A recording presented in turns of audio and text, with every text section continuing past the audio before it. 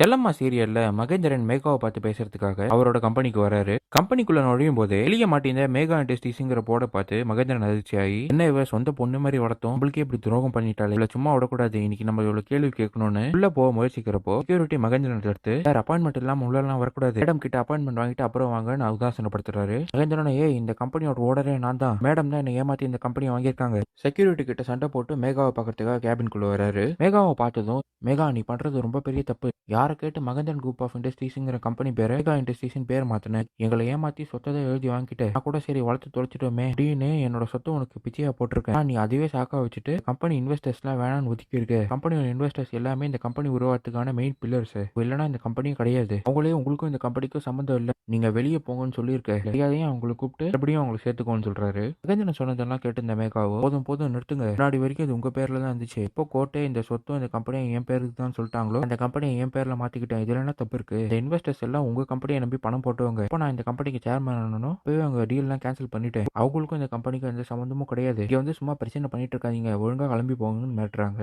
இங்க வந்து மனோகர் கிட்ட, மாமா இவர் ரொம்ப பேசுற, தயவு செஞ்சு இவரை வெளில அனுப்புங்கன்னு சொல்ல மனோகரும் கூட 2 செக்யூரிட்டியை கூப்பிட்டு மகேந்திரன் தரன்னு பிடிச்சி கம்பெனிக்கு வெளியே தள்ளி விடுறாங்க. இங்க பாரு மகேந்திரா, முன்ன மாதிரிலாம் இப்ப மரியாதை கிடையாது, இங்க எல்லாம் மேகா தான், என்ன சொல்றனோ அதுதான் நடக்கும், சும்மா சும்மா நீயும் செல்லமாவும் இங்க வந்து அவமானப்படாதீங்க, பொண்ணு செல்லமா கிட்டயும் சொல்லி மேகா கிட்ட மோட வேணான்னு சிங்கப்படாம இங்க வந்து கிளம்பிடு அப்படின்னு மிரட்டி அனுப்பி வைக்கிறாரு. மனசு கஷ்டப்பட்ட மகேந்திரன் வீட்டுக்கு வந்து கம்பெனி நினைச்சு அழுதுட்டு இருக்கிறப்போ இதை பார்த்து செல்லமாவும் லட்சுமியும், என்னங்க ஆச்சு ஏங்க அழுகுறீங்கன்னு கேக்குறாங்க. மகேந்திரன் 2 பேர்கிட்ட இன்வெஸ்டர்ஸ் வந்த விஷயத்தையும் மேகாவை பார்த்து போன விஷயத்தையும் சொல்றாரு. மகேந்திரன் சொன்னதை கேட்ட லட்சுமி கோவப்பட்டு, மேகா நல்லாவே இருக்க மாட்டா, சின்ன வயசுல இருந்து அவளை நம்ம தான் எடுத்து வளர்த்தோம், அவளுக்கு கொஞ்சம் கூட நன்றி விசுவாசம் இல்ல பாத்தீங்களா, உங்க கம்பெனியை அவ பேர்ல மாத்திக்கிட்டு உங்களுக்கும் அந்த கம்பெனிக்கு சொந்தம் இல்லைன்னு சொல்றாளே, அவளா நல்லா இருக்க மாட்டான்னு சொல்றாங்க. செல்லம்மாவும், அப்பா அவ அந்த மாதிரி பேசுறாளா, அவளை நான் சும்மா விட மாட்டேன், அவளுக்கெல்லாம் சொல்ற விதத்துல சொன்னாதான் புரியுங்கிறாங்க.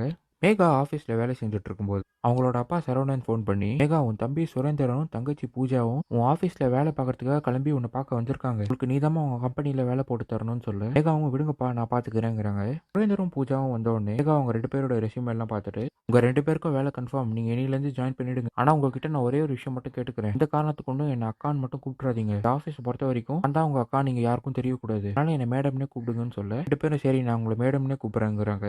இதுதான் இன்னைக்கு எபிசோட நடந்தது.